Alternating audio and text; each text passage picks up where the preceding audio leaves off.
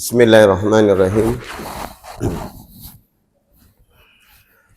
Assalamualaikum warahmatullahi wabarakatuh.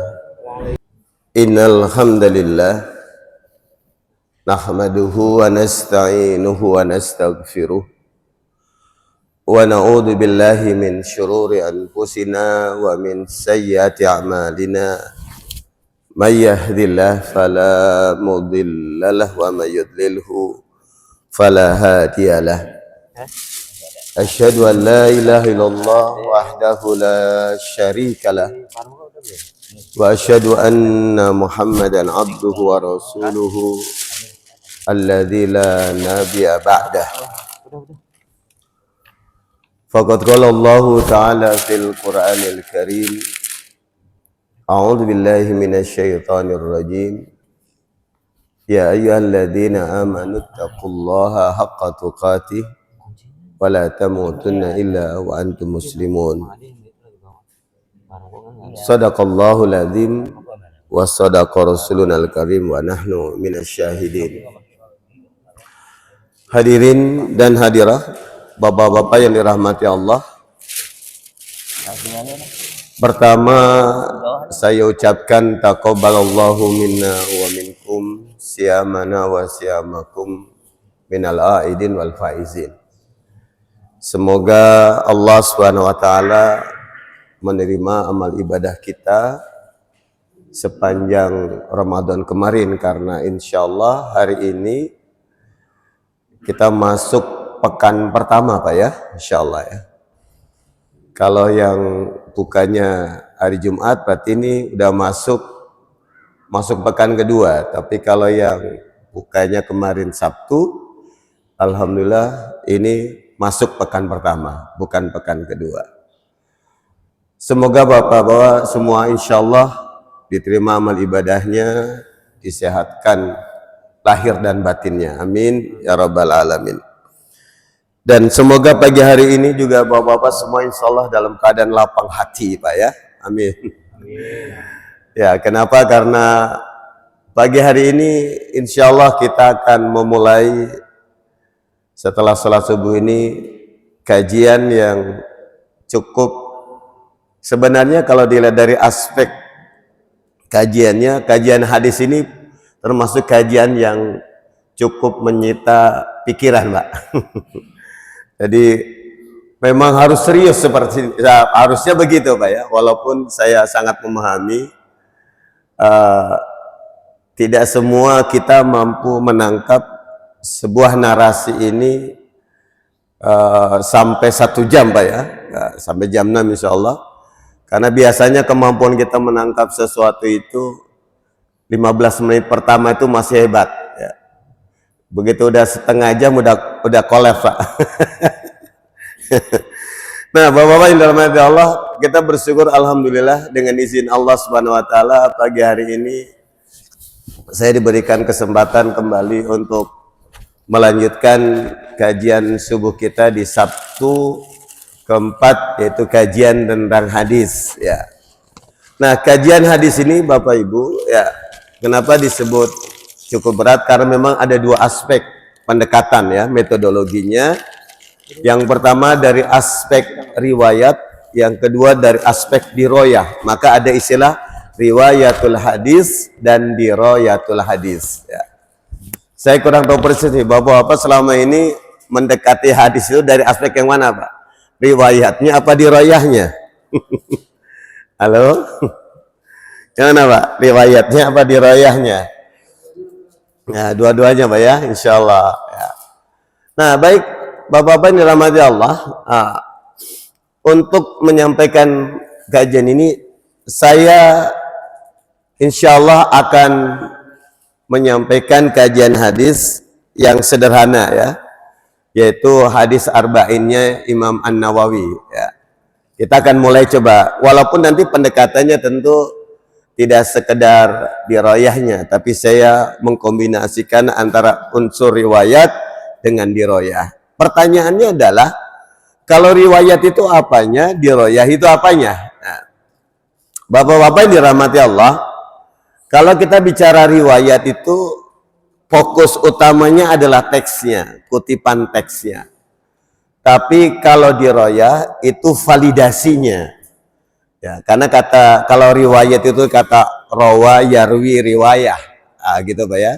Kalau kita membedah dari unsur ilmu sarafnya, ummahatul ulum ya. Karena induknya ilmu pengetahuan menurut Islam itu adalah ilmu tasrif, itu ummahatul ulum, induknya ilmu Pak ya, metodologinya itu di situ ya. Nah kalau sumbernya masadirul ulumnya adalah Al-Quran, nah itu masadirul ulum Pak ya. Tapi kalau metodologinya yang disebut sebagai induk ilmu itu adalah ilmu sarafa. Saraf itu ilmu apa? Ilmu yang membahas tentang perubahan ya. Ilmu yang membahas tentang perubahan. Jadi kita ini berubah terus Pak setiap tahun sampai akhirnya nanti kita meninggal dunia. Bahkan di alam kubur pun kita berubah Pak ya. Nanti 40 hari seperti apa, 4 bulan pertama seperti apa ya, 4 tahun seperti apa, itu nanti sampai pada jenjang ya jenazah kita itu nanti macam-macam. Ada yang nanti begitu dibuka tulangnya sudah berkumpul di satu tempat, ada yang masih utuh memanjang begitu ya. Nah, kita termasuk yang mana? Wallahu a'lam bishawab. Ya. Tapi yang jelas kalau orang itu digali kuburannya masih kerangkanya utuh, kepala begitu sampai memanjang, berarti orang ini insya Allah bebas dari adab kubur Pak ya kan. Tapi kalau dikumpulkan di bedah, ternyata tulangnya udah ngumpul, ada ngumpul di kepala, ada ngumpul di tengah, ada ngumpul di kaki, berarti ini naudzubillah min dzalik, ngelewatin azab kubur. Kenapa? Karena azab kuburnya pasti berat Pak, karena tanahnya itu berarti menghimpitnya ke kepala, ada menghimpitnya ke kaki, ada menghimpitnya ke tengah, ada menghimpitnya dari kanan kiri ngumpul. Naudzubillah min dzalik. Ini kalau kita bicara alam kubur ya. Mudah-mudahan insyaallah kita termasuk diselamatkan dari azab kubur. Allahumma inni a'udzubika min adzabi jahannam wa min adzabil qabri wa min syarri fitnatil mahya wal mamati wa min syarri fitnatil masihid dajjal. Itu salah satu doa yang didawamkan dan diajarkan Rasulullah untuk didawamkan kita dibaca saat kita tasyahud akhir ya. Mudah-mudahan kita semua bisa merenungi hadis tersebut, doa tersebut. Baik Bapak-bapak dirahmati Allah Subhanahu wa taala. Ini mengajarkan perubahan di alam kubur ya. Nah, perubahan semua ini berubah, termasuk kenapa di Islam munculnya aneka macam ilmu pengetahuan Pak. Sains itu adalah ilmu yang mengajarkan kaidah-kaidah perubahan ya. Ilmu pengetahuan alam, termasuk di dalam Quran. Nah, hadirin Bapak-bapak yang dirahmati Allah, kalau kita bicara riwayat teksnya ya dari kutipannya. Terus kalau kita bicara diroyah itu bicara terkait dengan validasi. Karena kata diroyah itu, kalau tadi riwayat dari rawa yarwi riwayatan, kajian ilmu tasrifnya, kalau diroyah dari kata daro yadri diroyah. Kata daro ya, daroya itu seringkali kita temukan di Al-Quran Pak ya. Al-qari'ah mal qari'ah wa ma adraka. Itu adro itu bentuk mazid dari kata daro. Daro, adro biasanya disambung dengan kaf. Adroka. Ya. Kalau disebut adro berarti apa yang kamu tahu. Ya. Apa yang terkoneksi dengan pikiran Pak. Ya. Itu ilmu diroyah. Ya. Nah Bapak-bapak yang dirahmati Allah Subhanahu wa taala, terkait dengan arba'in ini, hadis yang pertama yang akan kita coba bedah Pak Ibu ya, yaitu hadis yang datang dari sahabat Umar ibn al-Khattab radhiyallahu anhu. Kalau teksnya an Amirul Mukminin Abi Hafs radhiyallahu anhu sami'a anna Rasulullah sallallahu alaihi wasallam yaqul. Itu riwayatnya begitu, Pak ya.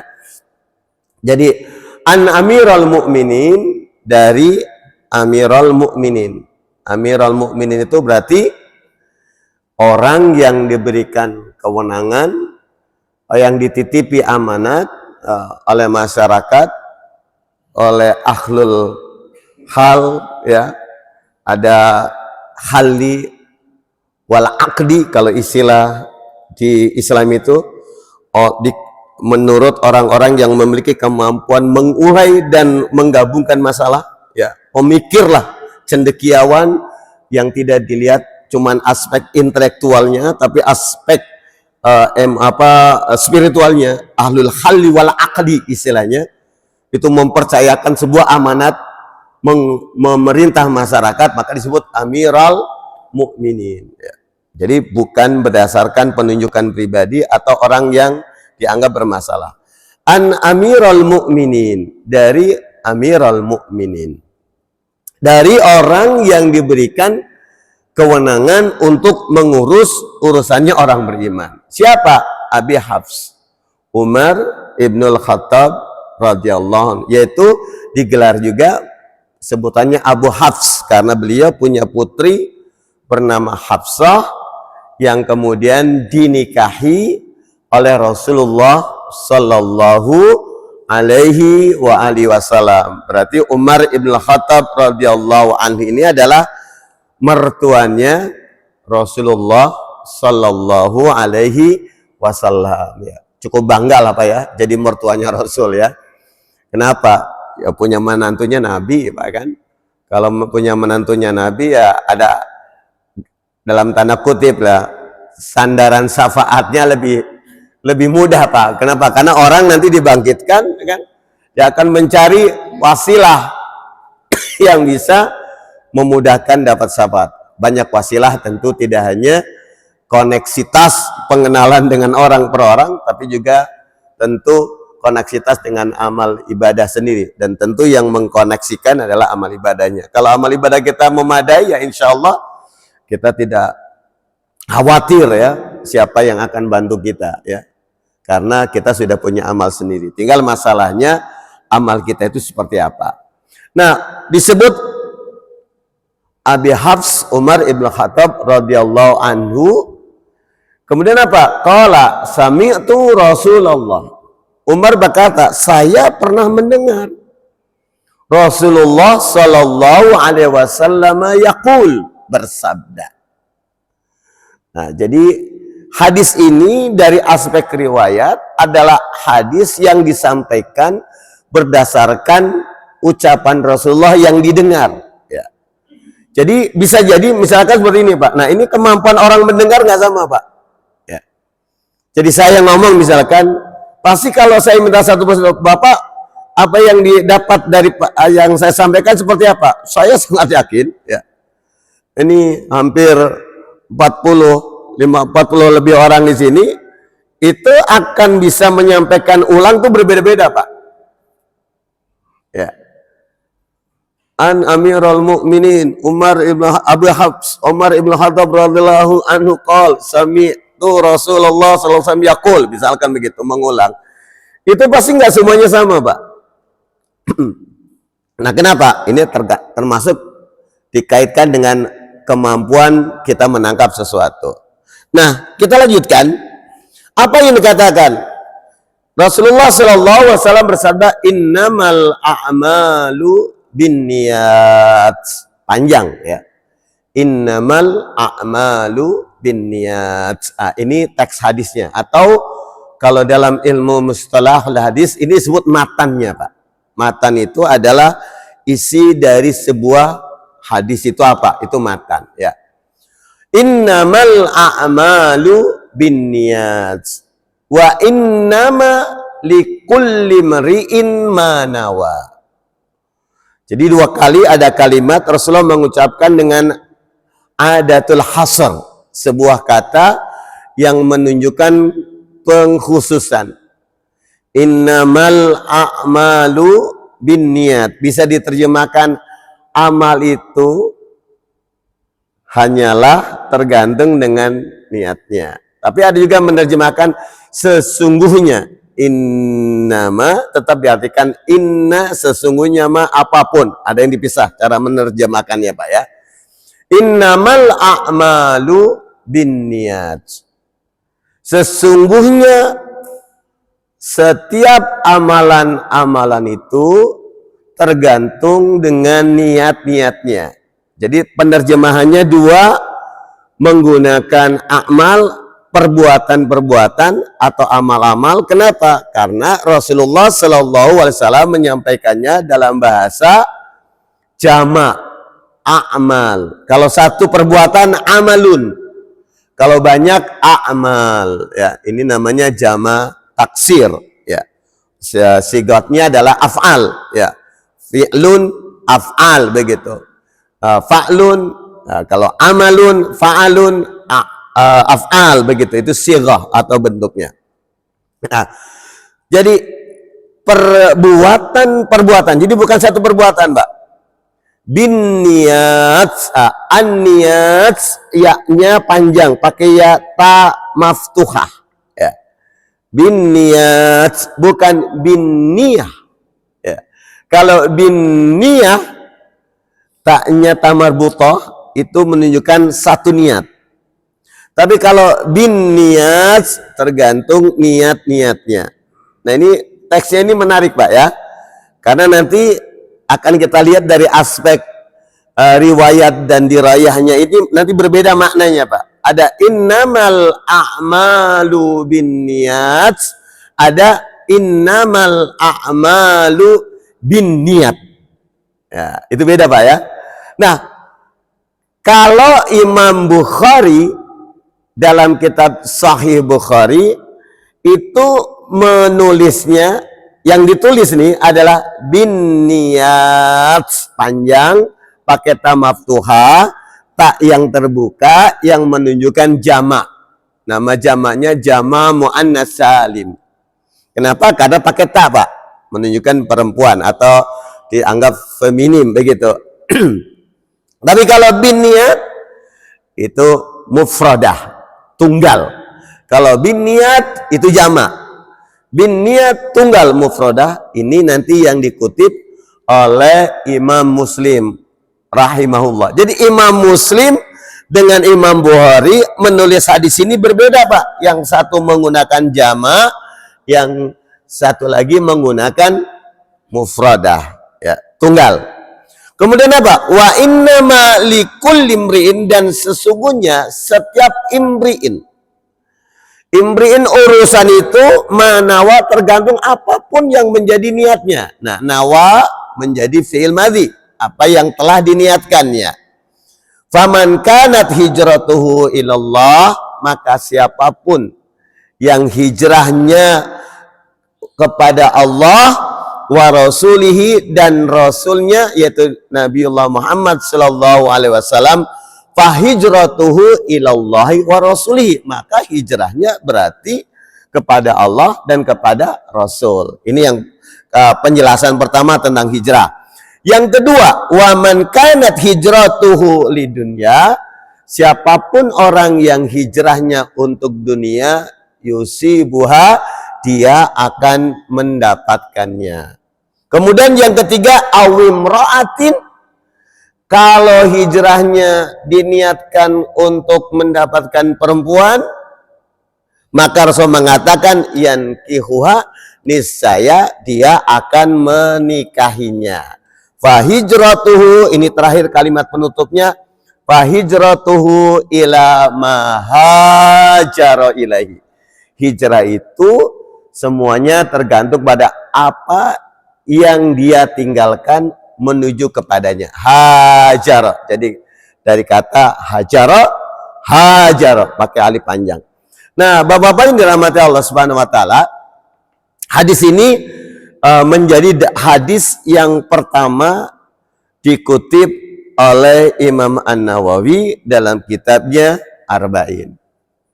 Pertanyaannya, dari aspek riwayat ini seperti apa? Nanti kalian terkait dengan diroyahnya, Pak. Kalau dari aspek riwayat, Pak, dari aspek tulisan, hadis ini oleh Imam Bukhari disampaikan dalam 7 pembahasan, 7 bab. Nanti ini terkait dengan dirohnya, analisanya. Nah, beda dengan Imam Muslim. Kalau Imam Muslim menulis hadis ini cuma 1 pembahasan. Jadi kalau dari aspek kajiannya, Pak, Bapak-bapak, Imam Bukhari ini memiliki keleluasaan berpikir dibanding Imam Muslim. Kenapa? Karena satu hadis ini itu disampaikan berulang-ulang. Kalau menurut catatan saya, nih Pak ya. Yang pertama, Imam Bukhari mencatatkan hadis ini di nomor 1, juz 1, halaman 3. Dan ini ada di bab Bad'ul Wahyi.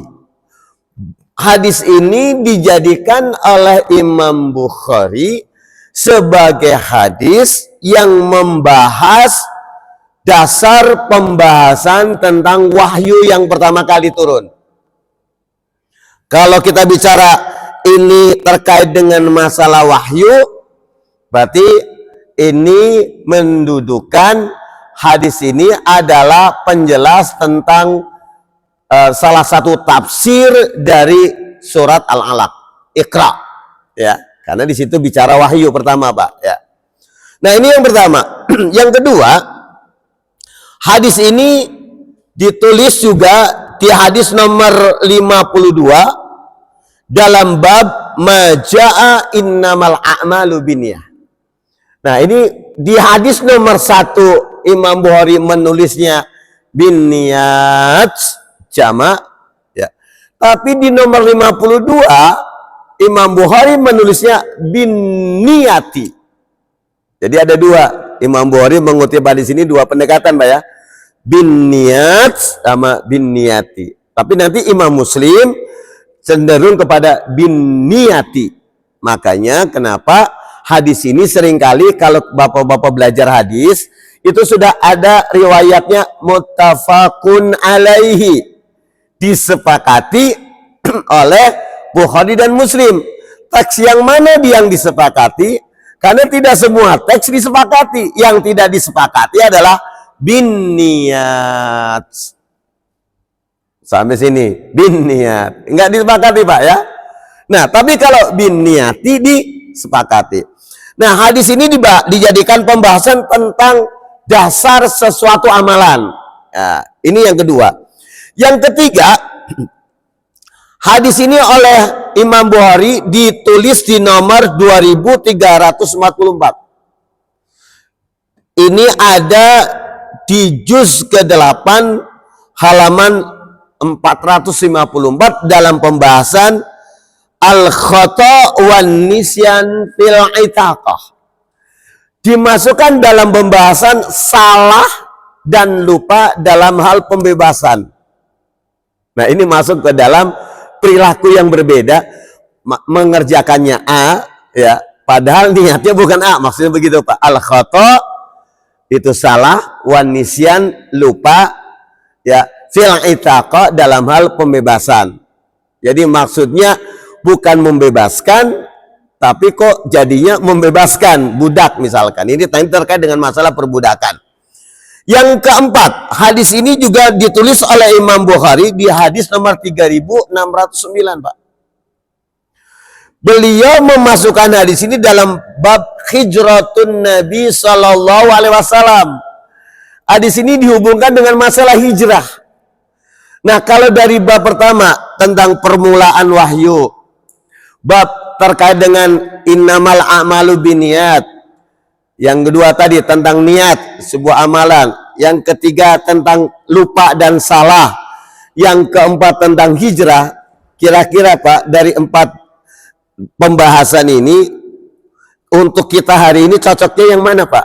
Bab hijrah atau bab tentang lupa, bab tentang niat amal, atau bab tentang wahyu? Kalau ngomongin wahyu kayaknya nggak pas, Pak ya. Betul nggak, Pak? Ya kan, kita nggak lagi ngomongin wahyu kan ya.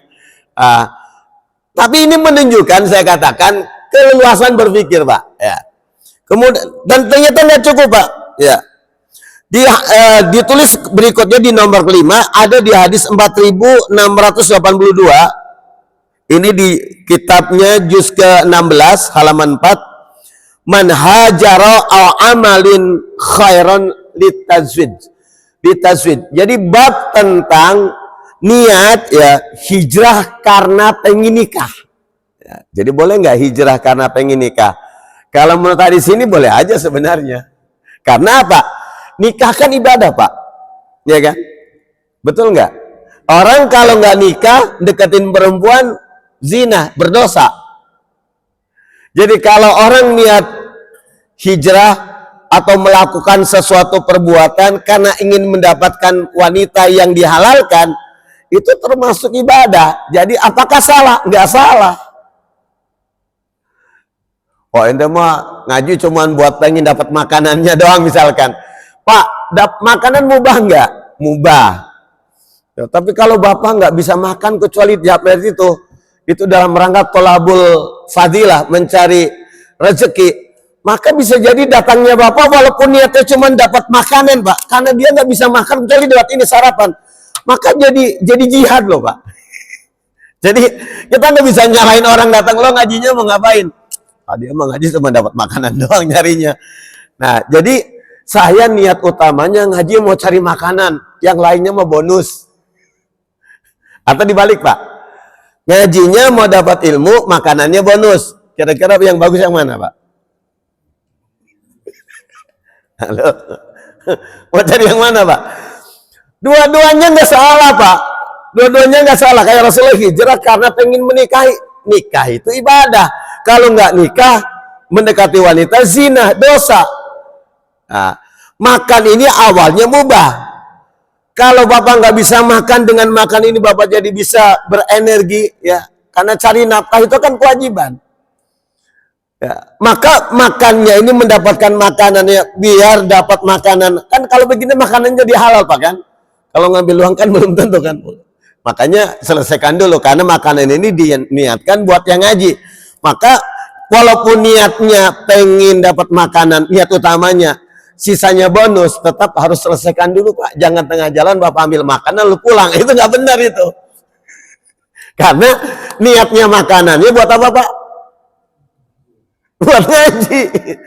Ini menyiapkan makanan buat ngaji, Pak, bukan buat yang lain kan. Jadi ini biar orang ngajinya semangat gitu, tujuan utamanya. Nah, ini bonus, makan bonus, Pak, mestinya. Nah, tapi walaupun tadi kapasitas kita, saya cari makan susah, lagi susah-susahnya, Pak. Kalau orang lagi namanya susah-susahnya, Pak, wah itu udah alhamdulillah dapat 4 potong gitu kan, Pak ya. Kalau saya beli berapa nih? Ada pada mendingan. Itu tetap ini ada niatan, jadi tidak bisa disalahkan, Pak. Cuman tadi apa yang diniatkan ya dapatnya cuman itu doang. Ya. Tapi kalau dia niatkan dapat ilmunya, nah berbeda. Kenapa? Karena kalau bapak niatnya, oh saya mau tolabul ilmi sampai nanti suruk paling tidak, bapak di sini etikaf sambil ngaji, ya, maka bapak masuk hadis, ya, siapa yang setelah sholat subuh lalu dia duduk berzikir sampai nanti suruk lalu menjalankan sholat sunnah, maka bapak dapat amalan apa, Pak? Haji dan umroh. Wah itu gede banget kan, Pak ya? Nah tinggal bapak mau pilih mana, mau yang niatnya besar bonus makanan atau niatnya kecil yang lainnya nggak dapat, Pak. Kalau menurut saya rugi, Pak, kalau bapak cuma duduk doang pengen niatnya makanan, Pak ya. Cuman kan kalau mau dapat ilmu memang harus serius, Pak. Ya kan? Ngantuk dikit saya yakin bapak nggak dapat ya. Karena saya membahasnya berjalan, Pak, nggak ngulang-ngulang, Pak. Bahasnya berjalan. Jadi kalau bapak nggak dapat biasanya oleng dikit. Ya, ini agak ini. Saya lanjutkan, Pak ya. Kemudian yang nomor ke-6, Imam Bukhari menulis ini di hadis nomor 6195, juz ke-20 halaman 387, memasukkan dalam bab an-niyatu fil iman. niat tentang iman, Pak. Kemudian yang ke tujuhnya, hadis ini ditulis oleh Imam Bukhari di nomor 6439, bab tentang fitarkil khiyali wa inna likulli imri'in ma nawa fil iman wa ghairiha. Bab tentang larangan bersiasat menggunakan keimanan. Ya. Jadi ada orang bersiasat. Nah, nanti kenapa disebut dilarangan tarkil hiyali? Karena banyak orang, mohon maaf Pak ya, kan hari ini banyak trennya orang non muslim nikahi muslim, niatnya buat ngajak si wanita ini nanti diajak kufur, Pak. Dan itu sekarang ada model kristenisasi model begitu, Pak. Jadi kalau Bapak punya anak gadis, lalu tiba-tiba ada orang yang beda agama mendekatinya. Nah, ini kalau menurut hadis ini patut diduga ada motivasi ya mengajak anak kita keluar dari Islam. Patut diduga, Pak ya. Jadi masih praduga tak bersalah ya. Kalau menurut bahasa pidananya begitu, Pak, presumption of innocent. Ya. Sebelum terbukti melakukan pelanggaran nggak boleh dihukumi hakim, kurang ajar loh kan. Nggak boleh. Nah, tinggal masalahnya anak kita punya iman nggak? Bisa jaga nggak? Kalau didekatin ini, lalu dia bisa menjadikan justru laki-lakinya masuk Islam nggak? Nah, ini nanti tergantung sejauh apa, sedalam apa, sebisa apa anak kita memahami agama Allah. Kalau kita menanamkannya tidak kuat, hati-hati. Ya. Tapi ini menunjukkan bahwa ada hilah, ada upaya ya yang seringkali dikaitkan dengan suatu perbuatan ya. Jadi kalau bahasa kitanya ada modus, Pak. Ya. Nah, modus-modus ini nanti diuraikan ya. Apakah modusnya itu dibenarkan atau tidak dibenarkan.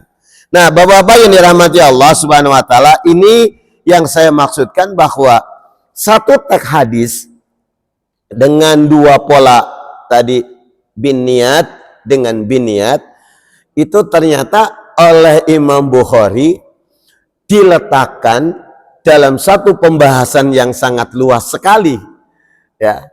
Untuk apa? Untuk sebagai ibrah dan pelajaran tentunya. Kenapa? Karena ternyata pendekatan ini berbeda dengan pendekatannya Imam Muslim. Kalau Imam Muslim ya memasukkan bab ini tentang wahyu saja, Pak, ya. Tentang wahyu. Ini artinya bahwa ada perbedaan cara memahami teks. Dan saya mendapatkan satu catatan yang menarik, ternyata hadis ini kalau merujuk pada teksnya Imam Bukhari itu sempat juga ada secara riwayat teks itu ada ucapan ya ayyuhan nas. Yang lainnya nggak ada, Pak. Ya, tapi di bab tarkil khiyal ya itu Imam Bukhari menambahkan satu kalimat yang dimulai dengan ya ayyuhan nas. Innamal a'malu binniyat wa innama likulli imri'in ma nawa. Faman kanat hijratuhu ilallah wa rasulihi fa hijratuhu ilallah wa rasulihi wa man kanat hijratuhu lidunya yusibuha aw imra'atin yankihuha fa hijratuhu ila ma hajara ilahi. Itu kelengkapan teksnya menurut Imam Bukhari. Sementara imam-imam yang lain kayak An-Nasa'i menulis juga hadis ini dengan pendekatan yang an-niyat, cukup niatnya pendek, bukan an-niyat. Jadi yang menggunakan dua pendekatan tunggal dan jama' cuman Imam Bukhari. Tapi kalau yang lainnya Imam An-Nawawi itu an-niyat, Imam At-Tirmidzi an-niyat. Nah, yang ada menggunakan pendekatan an-niyat Imam Ahmad bin Hambal dalam kitabnya Musnad Imam Ahmad bin Hambal. Nah, inilah Bapak-bapak yang dirahmati Allah ya. Perbedaan teks sebuah hadis dari aspek riwayat ini menimbulkan diroyatnya macam-macam, Pak. Itu sebabnya pernah saya sampaikan di awal, Pak ya. Jadi salah satu faktor yang menjadi pintu masuk. Kenapa umat Islam ini susah disatukan? Karena perbedaan latar belakang memahami hadis, Pak. Ya. Karena apa? Karena teksnya berbeda, diletakkan di banyak pembahasan, orang lihatnya seperti kayak, mohon maaf, seperti orang buta disuruh ngenalin gajah. Ada yang kepegang belalainya doang, wih gajah mah belalainya panjang. Nah, ada yang kepegang telinganya, oh telinganya lebar. Karena dia megang telinga. Ada yang megang perutnya, wih perutnya gede banget, gemuk. Nah, begitu lihat ada yang megang ekornya pendek. Nah, gitu Pak. Nah, seringkali Pak, saudara yang namanya Allah, orang melihat hadis itu seperti begitu. Ya, maka kalau dalam prinsip dalam prinsip tarbiyah, kita ini susah memahami. Kalau dalam bahasa Inggrisnya, if I was in his boot, seandainya saya berada dalam kaki dia, Pak. Jadi Bapak ngelihatnya pakai kacamata kuda Bapak, ya kuda kan begitu lurus Pak ya. Yang lihat ini, ada yang lihat sampingnya, makanya kacamata yang bagus itu sebenarnya bukan kacamata kuda, Pak. Lensa yang paling bagus itu lensanya lalat. Lalat itu Pak, lensanya termasuk yang banyak Pak. Kalau kita kan lensanya begini ya, tapi kita juga memiliki keterampilan. Saya bisa lihat Bapak nih di sini. Cuman fokus saya pasti ke Bapak, nggak bisa ini. Cuman oh ini ada orang siapa, saya nggak bisa, karena fokus saya ke Bapak aja. Kan gitu Pak. Nah ini masalah kita sebenarnya Pak. Memandang hadis itu kadang kita fokusnya di tadi Imam Bukhari saja. Bahas hadis ini dalam 6 pembahasan, dalam 4 bab. Ya. Nah, kenapa umat Islam mudah terkontaminasi ukhuwahnya, rusak kebersamaannya? Karena seringkali kita memandang masalah dari kacamata kita. Tidak pernah belajar membuka kacamata yang berbeda. Makanya kalau saya baca syarah hadis, Pak, Masya Allah. Satu hadis itu dibedah kalau mau ngaji bener Pak, 2 jam itu kagak beres Pak. Itu dari aspek riwayatnya, teksnya ini menurut ini begini, terus teksnya begini, ada perbedaannya di mana, ya. Terus baru kedua analisa di riwayatnya. Makanya satu hadis di riwayatnya macam-macam karena riwayatnya macam-macam Pak. Kalau Bapak pernah ngaji, ya, kalau saya dulu waktu di pesantren, Pak, ngaji hadis itu diajarinya langsung kitab 10 salam, Pak. Yang ditulis oleh Ismail As-San'ani rahimahullah. Ya. Kitab Bulughul Maram ditulis oleh Ibnu Hajar Al-Asqalani. Ya, itu dibedah hadis ini. Makanya kalau Bapak-bapak lihat di hadis Kitab Bulughul Maram misalkan, itu ada hadis yang dianggap dhaif tapi masih dipakai oleh Ibnu Hajar rahimahullah Pak. Ya, walaupun kan di kita di masyarakat suka ente ngomong hadis lemah, nggak boleh tuh, main tolak aja Pak ya. Ada yang begitu kan? Ada yang begitu. Ente ngomong hadis so tau loh hadis kita kan. Walaupun memang kalau kita ngomong hadis memang harus diurai. Harus dijelaskan.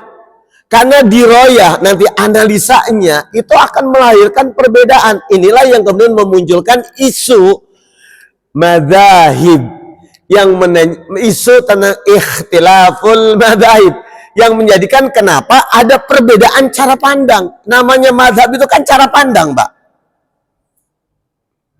Cara pandang. Jadi cara pandang yang integral. Makanya para ulama, para fuqaha al-madzahib itu semuanya berkomitmen. Idza shahal hadis fahuwa madhabi.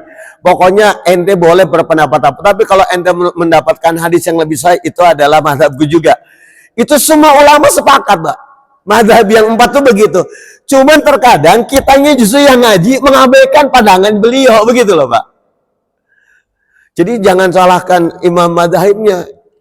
Abu Hanifah rahimahullah, Imam Malik rahimahullah, Imam Syafi'i rahimahullah, Imam Ahmad bin Hanbal rahimahumullah semuanya itu nggak pernah mengajarkan perselisihan Pak, nggak pernah. Mereka semua mengajarkan kedewasaan berpikir. Kitanya ini yang picik ada. Nah, kenapa? Karena pendekatan kitanya pakai kacamata kuda. Pendekatan kitanya sama kayak orang buta. Megang gajah. Gajah itu apa? Gajah itu binatang yang ekornya pendek. Oh, bukan, salah. Gajah itu bukan ekor yang dilihat apa? Belalainya panjang pendek, ribut Pak.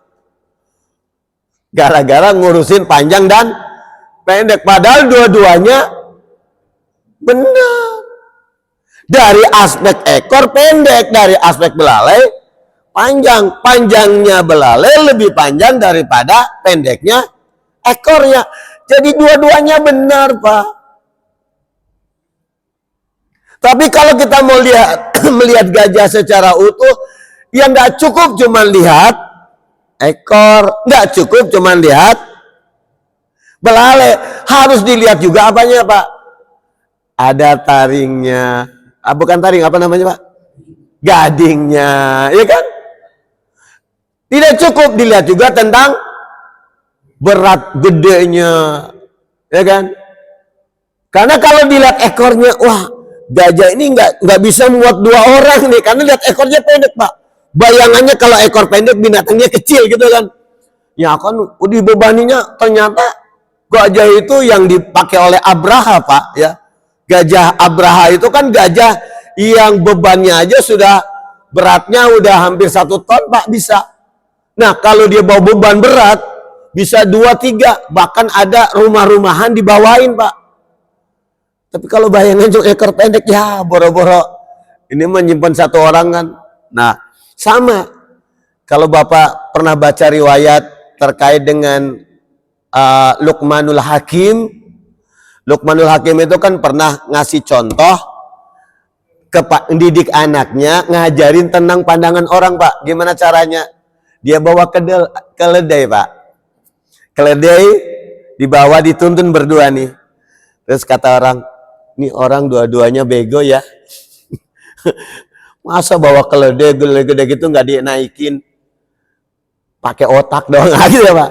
Terus ditanya, ya itu orang pada ngomongin kita ya, kenapa? Kata ini keledai kok nggak dinaikin, kita kayak orang bego Pak ya. Jadi gimana dong nak? Naikin. Sekarang siapa yang naik dulu? Ayah dulu deh naik. Ayahnya naik Pak, anaknya nuntun. Nggak lama kemudian ada orang ngomong, si bapak mah kebangetan. Bawa keledai gede-gede, masa dia dinaikin, anaknya suruh nuntun. Aduh, terus apa anaknya? Ya, kata orang bapak kurang ajar, nggak punya ini kasih sayang. Mau bapak naik, saya nuntun. Jadi gimana nak? Gantian ya, gantian. Bapaknya nuntun, anaknya naik. Apa kata orang lagi Pak? Dasar anak kurang beradab, kurang ajar, kan gitu Pak ya? Dia naik, masa bapaknya sudah sepuh suruh nuntun. Kan gitu kan, ya ampun, akhirnya gimana ya kalau kita naik berdua, dinaikinlah berdua kan. Kita naik kalau lihat beratnya, ini orang nggak tahu, nggak prik kebinatangan gitu loh Pak ya. Udah dia segede-gede gitu, keledainya segede gitu masih dinaikin berdua. Akhirnya gimana kesepakatannya? Yuk kita gotong aja keledainya. Terakhir dibilang apa Pak? Ini 2 orang gila. Kan begitu Pak. Nah inilah problem kita hari ini Pak. Makanya kenapa dulu Rasulullah SAW pernah meminta doa, ya Allah, ya kan, jangan kau hancurkan umatku, binasakan karena banjir. Dimakbul sama Allah Subhanahu wa Ta'ala, bukan karena bencana. Ya Allah, jangan kau binasakan umatku karena kekeringan. Alhamdulillah tidak terjadi itu Pak, dimakbul. Tapi ya Allah, jangan kau hancurkan umatku karena permasalahan perselisihan antar mereka. Allah diamkan. Kenapa? Karena ini ranah hidayah, Pak. Rasulullah Shallallahu Alaihi Wasallam tidak memiliki otoritas menjadikan orang mendapat petunjuk atau tidak. Karena petunjuk itu hanyalah Allah kewenangannya. Wa ma anta bihadil umyi. Nah, kan begitu di dalam surat Ar-Rum. Engkau tidak bisa memberi petunjuk kepada orang yang buta. Nah, gitu kan. Kecuali mereka yang beriman. Ya. Jadi hidayah ini ada kaitan dengan iman, Pak. Ya. Jadi kalau Allah katakan wa ma anta tusmi apa innaka la tusmiul mauta wa la tusmius summad du'a. Muhammad, engkau tidak bisa bikin orang mati itu mendengar. Engkau tidak bisa membuat orang yang tuli itu mendengar, enggak. Itu kewenangan Allah, Pak. Itu sebabnya kita berada dalam satu fitnah sebenarnya karena kita tidak mau membuka mata, tidak mau membuka telinga, tidak membuka mau hati. Kenapa? Karena kita tidak mau membaca dengan utuh. Inilah problem kita hari ini sebenarnya, Bapak-Bapak yang dirahmati Allah. Kenapa kemudian muncul ikhtilaf yang sampai menimbulkan perselisihan kuat di kalangan umat? Karena kita belum siap membuka diri. Dan tidak bisa kita membuka diri kecuali Bapak, Saudara, kita semua mau duduk bersama membaca sumber keilmuan kita. Makanya kan kalau kita lihat sejarahnya Nabiullah Adam alaihissalam, Allah usir Nabi Adam dari surga, tapi kan Allah menyertakan apa, Pak? Quran, menyertakan hidayah. Qul nahbitu minha jami'a fa imma ya'tiyanakum minin huda faman tabi hudaya fala khaufun 'alaihim wa lahum yahzanun, kan begitu. Aku usir kalian semuanya, tapi aku sertakan untuk kalian petunjukku. Maka siapa yang mengikuti petunjukku, dia akan mendapatkan rasa aman, tidak ada kekhawatiran. Itu sayangnya Allah sama kita, Pak.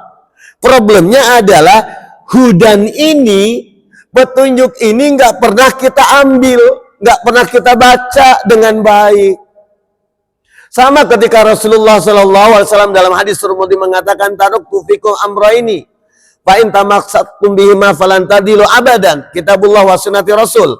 Walaupun nanti di hadis yang lain disebutkan kitabullah wa itri, dan keturunanku, misalkan. Itu babnya itu nanti jadi pembahasan panjang.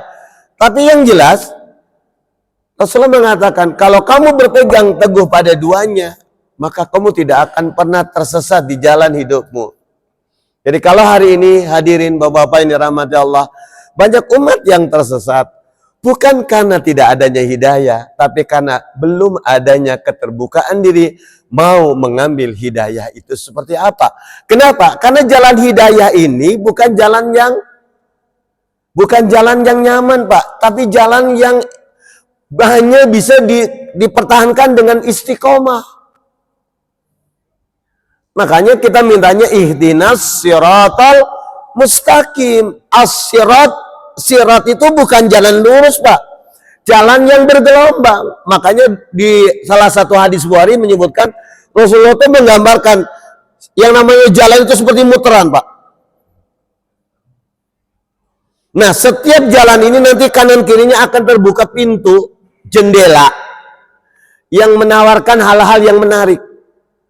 Kalau kita ini masuklah ke dalam putaran, maka ada suara hati, ada dua, kata Rasulullah, ada dua hal yang akan mengingatkan kita, yaitu yang kita sebut dengan kalbun, dengan Quran dua. Jangan masuk, jangan masuk, jangan masuk. Begitu kita tertarik, maka semuanya jadi rusak. Inilah perjalanan hidup kita seperti itu, Pak. Ya, itu yang digambarkan oleh Rasulullah Shallallahu Alaihi Wasallam. Nah, Bapak-Bapak yang dirahmati Allah, perbedaan cara pandang karena perbedaan kutipan, karena perbedaan nukilan, inilah yang seringkali memicu munculnya perbedaan yang lebih akut. Mudah-mudahan dengan kajian seperti ini, Bapak-bapak yang dirahmati Allah, kita menjadi orang muslim yang dewasa, orang muslim yang bijak, orang muslim yang memahami bahwa dalam satu masalah ada titik perbedaan tapi juga ada titik persamaannya. Nah, tinggal bagaimana kita memahami titik persamaannya, tentu kita akan bisa memahaminya kalau kemudian muncul kebersamaan. Nah, lalu pertanyaan terakhir, apa ibrah yang bisa kita ambil dari hadis ini? Kalau dalam tinjauan fikih, Pak, hadis ini adalah hadis yang menjadi sumber perbedaan tentang amalan. Boleh nggak amalan 2-3 amalan tapi niatnya satu? Contoh, ini sudah masuk bulan Syawal, lalu ada ibadah Senin, puasa Senin, Kamis. Boleh nggak niat Senin Kamis tapi sekaligus puasa Syawal? Gitu kan? Biasanya yang begitu tuh, Pak. Kalau habis Syawal tuh nanyanya begitu. Ustaz boleh nggak ya? Kan itu kan. Nah, tinggal Bapak mau pakai hadis yang mana nih? Innamal a'malu binniyat apa innamal a'malu binniyati? Nah, jawaban Kiai boleh dua-duanya. Ya, terserah Bapak mau panggil yang mana. Yang jelas Allah nggak salah ngasih pahala itu, Pak. Nanti pahala benernya yang mana hanya Allah yang tahu, Pak. Iya kan? Iya kan begitu, Pak. Kalau innamal a'malu binniyati, boleh banyak amal dengan satu niat. Contoh, Bapak masuk nih ke masjid, habis wudhu, niat Bapak mau sholat tahiyatul masjid apa sunnah wudhu? Ada, saya mau pakai hadis innamal a'malu binniyat. Satu amalan, ya kan? Ya, dua amalan cukup satu niat, gitu kan? Yang penting saya sholat sunnah, mau pokoknya sunnah apa saja yang terkait saya lakukan, ya Allah terserah Engkau pahalanya yang mana, syukur-syukur semuanya pahala, gitu kan, Pak? Ya itu kan hitung-hitungan kita maunya begitu, Pak ya. Kerja sedikit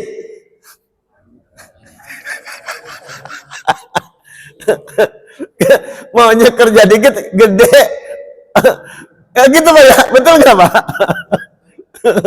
Emang begitu, kayak tadi niatnya mau ngaji, bonus dapat makanan minuman, Pak ya. Ada bonus yang lebih mahal sebenarnya, Pak. Bisa bersilaturahim dengan bapak-bapak, kan itu silaturahim lebih mahal loh, Pak, ya kan? Walaupun memang kalau kita menggunakan pendekatan silaturahim kita, Pak, kan ya, kenapa persaudaraan kita menjadi sempit ya, seringkali tidak melahirkan kedewasaan. Karena kalau menggunakan pendekatannya sahabat Umar bin Khattab radhiyallahu anhu, persaudaraan itu baru teruji kalau bapak sudah melakukan 3 hal. 1, sapar bersama, ya kan? 2, nginep bersama. 3, transaksi tijaroh pernah ada. Kalau 3-tiganya belum pernah terjadi, Pak, Bapak belum menjadi saudara benar, Pak, sebenarnya. Ya kan? Jangan dia mah pelit, ada yang begitu, Pak ya. Makanya kenapa, mohon maaf, Bapak-bapak nih, mohon maaf, Pak ya, Bapak-bapak yang pernah haji, itu kan biasanya kalau habis pulang haji pengennya ngumpul bareng, Pak ya. Ada kan namanya istilahnya alumni. Kalau di saya dulu ada alumni haji Atia Group di Depok, Al Hayat, kita singkat Al Hayat, alumni haji Atia Group, gitu kan. Nah, karena saya pernah bimbing 2 kali, jadi saya ikut rombongan ini, ikut rombongan yang lain juga, Pak, karena dampingi mereka kan, gitu.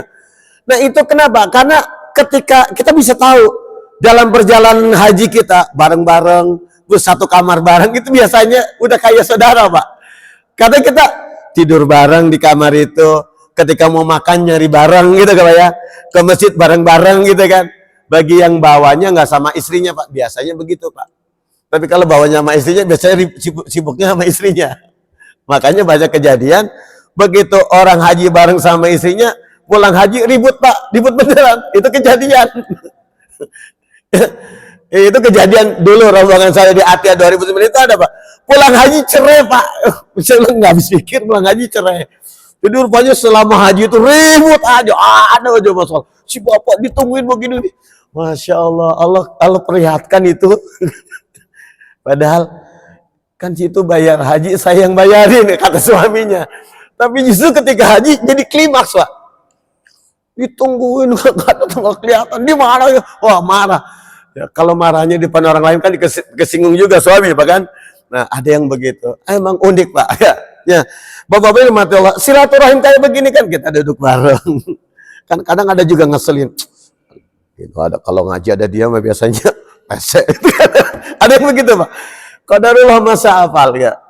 Jadi memang kalau kita mengukur, nah, itu sebabnya silaturahim, interaksi Anda kita menjadi berharga Pak. Alhamdulillah. Ya kan? Kan kemarin lebaran belum ketemu satu-satu Pak ya. Kalau datangin rumahnya satu-satu kayaknya kita kan tradisi itu sudah mulai berkurang Pak. Sekarang Pak ya. Tapi kalau ada nanti ketemu aja di masjid gampang. Begitu habis sholat salam-salaman aja selesai. Kan gitu Pak ya. Kenapa? Karena memang tadi ukhuwah kita memang menjadi rentan karena interaksi kita dalam proses keilmuan itu memang tidak pernah tumbuh bersama Pak. Makanya alhamdulillah ya kan. Ya kalau kita yang mohon maaf kalau saya pernah ngalamin proses nyantri bareng sama teman-teman kan bertahun-tahun tinggal situ, ketika saya nggak punya duit makan kayak apa, ketika sakit kan yang nemenin teman-teman Pak kan. Makanya biasanya lahirlah persaudaraan yang kuat karena kita pernah ngalamin proses bertahun-tahun ketika. Tapi kan kalau seperti ini kan makanya kenapa terkadang dengan teman satu pesantren, dengan keluarga saja kakak adik masih kuatan dengan teman Pak. Kenapa? Karena interaksinya lebih dominan di sana daripada di rumah. Di rumah ala kadar pulang ada emak, ada bapak udah pulang udah selesai gitu kan.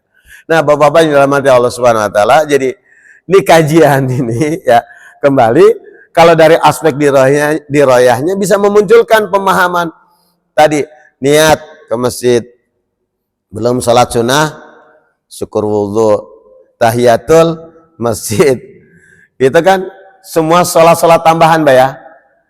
Tapi kalau Bapak kebangetan sekalian rawatib qobliyah, kebangetan itu. Betul enggak Pak? Karena bedanya lain. Kalau makanya ulama bersepakat kalau jenisnya sama, hukumnya sama, boleh disatuin. Tapi kalau hukumnya beda jangan. Makanya Pak, Bapak niat sholat jamaah, zuhur sama asar, boleh enggak 4 rakaat sekaligus kan? Nggak boleh, harus sholat zuhur dulu baru asar, nggak boleh disatuin Pak, karena zuhurnya hukumnya beda dengan asar hukumnya beda, sama-sama wajib, sama mengikat, nggak boleh disamain Pak. Saya meniatnya ini aja, dua sholat saya satuin aja jam satu sholat, nggak boleh Pak. Kalau sholatnya wajib, makanya sholat jamaah tetap yang membedakan harus ada apa bedanya? Harus ada iqamat. Kedua, ini kadang orang nggak paham Pak. Kalau yang namanya jamaah biasanya waktunya terbatas. Jangan sholat jamaah, zuhur dan asar, zikirnya lama Pak. Itu kagak bener. Kenapa? Lah sholat jamaah di zaman Rasulullah nggak pakai zikir. Karena waktunya terbatas maka sholat dua sholatnya disatuin. Nah gitu. Jadi jangan sudah sholat zikirnya panjang gitu kan. Mendingan ente sholat lengkapin kan begitu. Biasanya begitu Pak prakteknya kan. Tapi kembali ini dalam aspek diroya, dari aspek pemahaman validasi memang begitu. Tapi intinya demi bapak-bapak yang dirahmati Allah, apapun yang Bapak ambil sikap pilihan memang nanti kembali dengan ilmunya masing-masing. Makanya satu amalan Pak pahalanya beda. Ya, Bapak sholat berjamaah walaupun sama-sama di-upgrade oleh Allah menurut Rasulullah 27 derajat ya, tapi tetap nilai Bapak realnya berapa hanya Allah yang tahu. Memang kita sebagai manusia sih senangnya hitung-hitungan Pak. Pengennya kerja dikit, gajinya gede. Ya, biasanya yang begitu kerjanya dikit, gajinya gede, Bapak harus jadi konsultan Pak ya. Harus jadi tenaga ahli gitu kan. Baru tapi kita nggak mau nge-upgrade diri pengen dapet gitu, emang kebangetan. Nah, jadi bapak-bapak yang dirahmati Allah Subhanahu wa taala, ya udah jam 6, udah alhamdulillah nih. Udah siang juga, ya. Udah suruk Pak ya? Udah ya. Sampai di sini Pak, silakan kalau ada yang mau ditambahkan dengan pertanyaan atau dialog dikit. Oh, silakan Pak. Silakan. Kang Ii, mangga Kang Ii. Tapi asli Sunda Pak ya? Asli Sunda. Ya, karena Pak Ii Pak. Dulu ada Ii juga dulu sini Imam Masjid kan.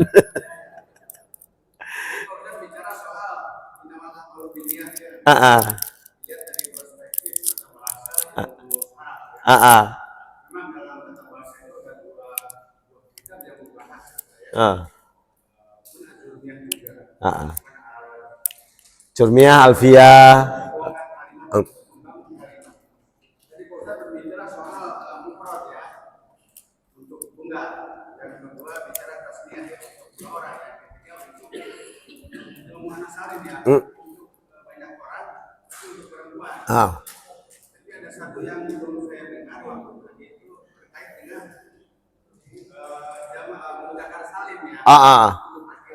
Ya.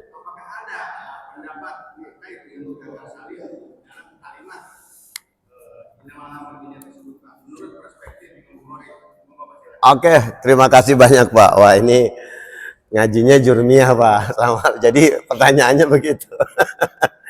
Jadi gini Pak, kenapa saya tidak mengambil perspektif mudzakkar salim? Karena memang kita fokusnya kepada kalimat al-a'mal yang jamak taksir, ya kan? Amalun, a'mal, af'al. Sama niatun karena ada tamarbutah dianggap mu'annas. Ya, mu'annas salim, kalau mu'annas salim kan memang harus pakai alif lam. Alif ta. Niat. Tapi kalau mu'annas jamak mudzakkar salim kan biasanya wawunun dan ya'nun. Seperti kafirun, kafirun menjadi kafirun. Contoh, qul ya ayyuhal kafirun. Ada wawunun. Itu berarti jamak mudzakkar salim. Nah, dalam perspektif memang tidak ada, Pak. Memang hadisnya nggak ada pakai mudzakkar salim, ya kan? Nah, nanti dalam bab lain bisa jadi. Kenapa? Karena nanti ini kan terkait sebenarnya masalahnya bukan di muannas salim atau mudzakkar salimnya, Pak. Sebenarnya aspek lebih dominan di jamaknya. Jadi Rasulullah SAW bersabda menurut Imam Bukhari menggunakan konteks jamak dan menggunakan konteks tunggal. Perbedaan itulah yang melahirkan perbedaan pemahaman dan penerapan. Jadi saya melihatnya dari aspek itu, Pak. Jadi hapunten nih Pak, Pak I, karena memang tidak ada teksnya yang pakai mudzakkar salim, jadi saya nggak bahas. Ya, sama-sama Pak. Kan Pak, cukup Pak ya. Kita akhiri dengan sama akibatul majlis. Subhanakallahumma wa bihamdika asyhadu an la ilaha illa anta astaghfiruka wa atubu ilaik. Walakum minkum walhamdulillahi rabbil alamin. Assalamualaikum warahmatullahi wabarakatuh.